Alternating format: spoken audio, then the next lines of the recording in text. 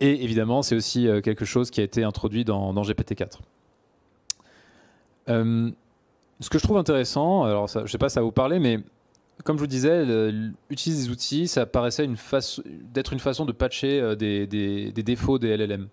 Ce qu'on ne mesurait pas forcément il y a 1 an, 2 ans, peut-être plutôt 2 ans, c'est que certes, on peut patcher des problèmes des LLM en leur donnant accès aux outils, mais en réalité, ce qu'on fait, c'est qu'on élargit énormément le spectre des tâches que les LLM peuvent résoudre. En donnant Internet à mon modèle, certes, je peux le rendre un peu plus factuel, certes, il peut répondre à des questions sur des choses qui sont passées après sa date limite d'entraînement, mais aussi il peut peut-être faire une recherche Internet pour moi, tout résumer et me faire un rapport détaillé. On en parlera plus tard.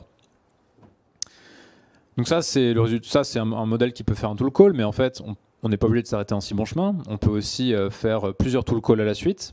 Ça, c'est une figure qu'on a mis dans le papier Llama 3.1. Ça paraît, bon, ça paraît déjà vieux aujourd'hui, mais il y a 9 mois, c'était quand même assez dingue de donner au LLM un CSV de données et de lui demander de faire une analyse et de voir que le LLM était capable d'appeler les tools à la suite. Donc d'abord pour les LLM, donc un tool call, le fichier de données, pardon, un tool call.